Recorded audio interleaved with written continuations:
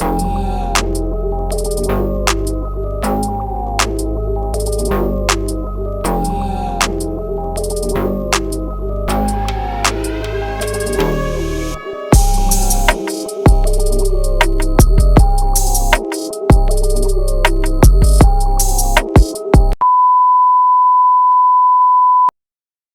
Friends, તો અત્યારે સૌથી પહેલાં આપણે શિવલિંગ બનાવવાના છીએ. તો મેં જે શિવલિંગના નીચેનો જે પાર્ટ હોય તો તેને બનાવી લીધો છે અને આપણે હવે ઉપરનો પાર્ટ બનાવીએ છીએ.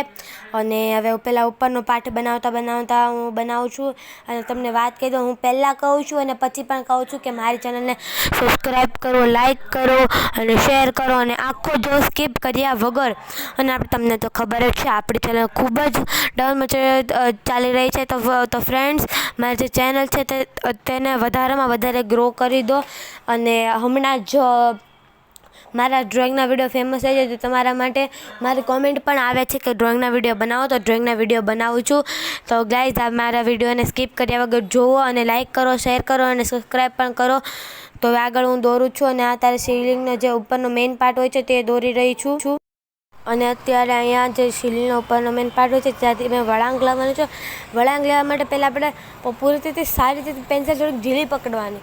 અને ઢીલી પેન્સિલ લગાવશો તો તમારે જો ઘાટું થઈ ગયું હશે તો તમે એને ભૂસી શકશો. અને જો ઘાટું અને ખોટું થઈ ગયું છે તમે એને ભૂસી નહીં શકો. અને આછું કરશો તો તમે એને જલ્દીથી ભૂસી શકશો.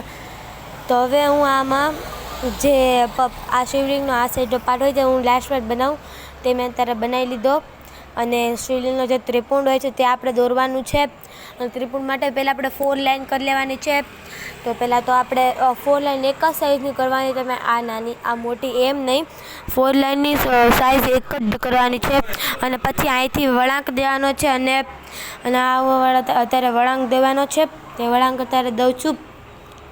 તો અત્યારે વળાંક દીધો પછી આપણે વચ્ચેમાં એક તિલક કરવા માટે આપણે જ્યાં પહેલાં આપણે તિલકનો શેપ દોરીને રબરથી આપણે તેને જે એક્સ્ટ્રા પાર્ટ હોય છે તે આપણે નીકાળી નાખવાનો છે.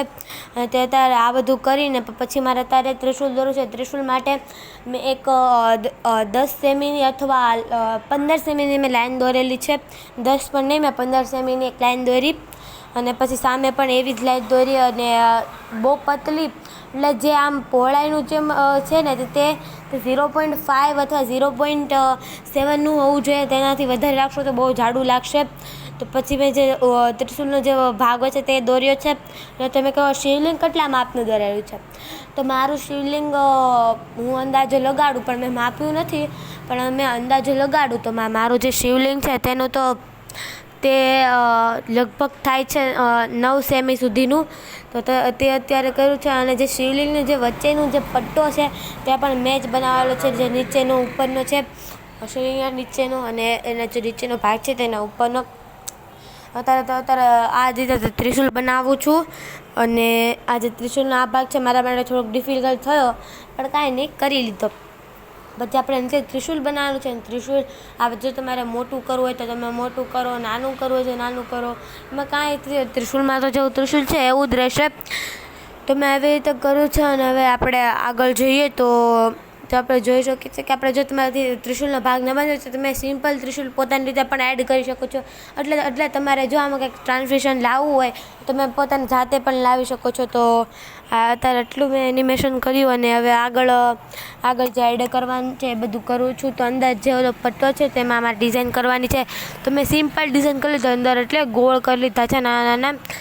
અંદર 5-6 ગોળ કરી લીધા છે. અને જો આપણે ઉપરનું જે શિવલિંગનો ઉપરનો ભાગ છે એમાં આપણે ડબલ લાઈન કરી લેવાની છે.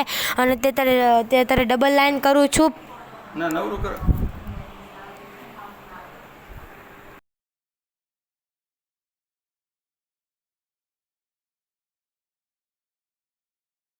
અત્યારે મેં કરી લીધી છે ડબલ લાઈન. તો અત્યારે આપણે જે સાઈડનો ભાગ છે ત્યાંથી મેં ડબલ લાઈન કરી લીધી છે. અને હવે આપણે આ સાઈડથી મેં ડબલ લાઈન કરી લીધી. જે એક્સ્ટ્રા પાર્ટ હોય છે તેને રીતે સરખું કરું છું. જે રેનવિકેટ થઈ ગયો હોય, એટલે કે આમ તેમ ભાગ વયો ગયો હોય તે પાર્ટને હવે સરખું કરીશ. અને તે થયા બાદ હવે મેં જે નીચેનું જે હોય છે ત્યાં મેં થોડીક ડિઝાઇન દઈ દીધી છે સિમ્પલ રીતની.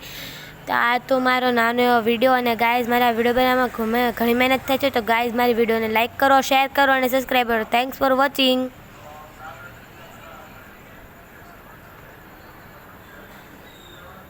હવે ન્યા આવ્યા ને એટલે હું બંધ